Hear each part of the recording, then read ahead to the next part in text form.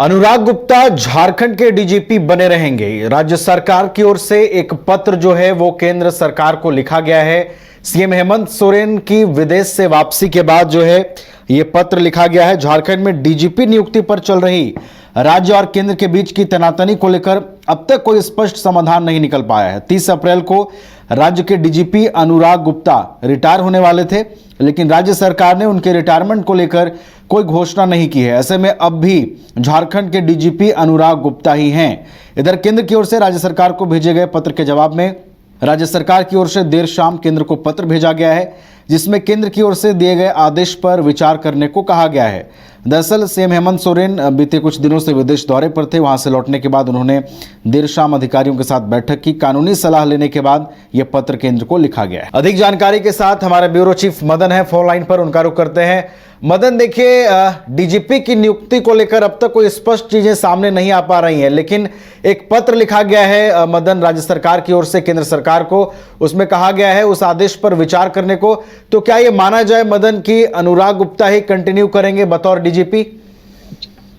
बिल्कुल, देखिए अभी जिस तरह की चीजें निकल कर आई है उसमें यह है कि पहले से ये मामला जो है वो कोर्ट में है और 2 साल का एक्सटेंशन पहले ही डीजीपी अनुराग गुप्ता को राज्य सरकार ने दे दिया है। तो ऐसे में फिलहाल जो केंद्र से लेटर आया है उसका जवाब जो है राज्य सरकार भेज रही है।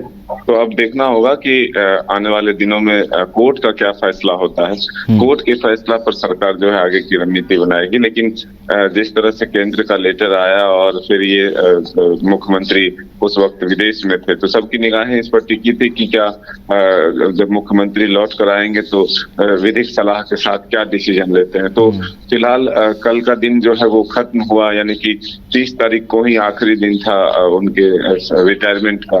तो वो रिटायरमेंट अब नहीं इसके बराबर माना जाए, क्योंकि 2 साल का एक्सटेंशन जब सरकार दे चुकी है तो अब नियुक्ति भी डीजीपी की हुई, नियमावली में संशोधन हुआ, फिर उस आधार पर उनकी नियुक्ति हुई। तो अब सरकार जो है गृह मंत्रालय को एक पत्र के माध्यम से जवाब देगी और फिर कोर्ट के फैसले का इंतजार करेगी कि आखिर कोर्ट क्या कुछ निर्णय लेती है। तो जिस तरह से आपने देखा कि राज्य सरकार और केंद्र सरकार सीधे तौर पर जो है आमने सामने की स्थिति में दिखी है, तो अब कोर्ट के फैसले के साथ यह निर्णय होगा कि डीजीपी अनुराग गुप्ता बने रहते हैं या फिर उन्हें हटाया जाता है। तो अब सबकी निगाहें कोर्ट पर टिकी है। 6 मई को इस मामले में सुनवाई होनी है। तो अब सरकार ने एक तरह से अपना रुख स्पष्ट करते हुए उनको कोई हटाने का आदेश नहीं दिया है। फिलहाल वो पद पर बने हुए हैं। चलिए, तो अब चूंकि ये मामला कोर्ट में है, 6 मई पर निगाहें टिकी रहेंगी और डीजीपी नियुक्ति को लेकर जो तनातनी है, जो चीजें सामने निकल करके आ रही हैं, उस पर से भी पर्दा उठता नजर आएगा। बहुत बहुत धन्यवाद मदन आपका हमारे साथ जुड़ने के लिए, तमाम जानकारियां हम तक पहुंचाने के लिए। अगर आप देश के किसी भी कोने में रहते हैं, अगर आप पटना आना चाहते हैं और घर जैसे रहने और खाने का आनंद लेना चाहते हैं, तो एक बार जरूर आए होटल डायमंड इन। संपर्क करें 9572759746, 9031859981, 0612400153। एड्रेस अपोजिट विद्या संस्कार स्कूल, रंजन पथ, गोला रोड, बेली रोड, पटना 801503। गोल जहां 27 वर्षों के सफर में 17,000 से भी अधिक छात्रों ने डॉक्टर एवं इंजीनियर बनकर भरे सफलता की ऊंची उड़ान, जहां साधारण छात्र भी असाधारण सफलता प्राप्त कर बना रहे इतिहास।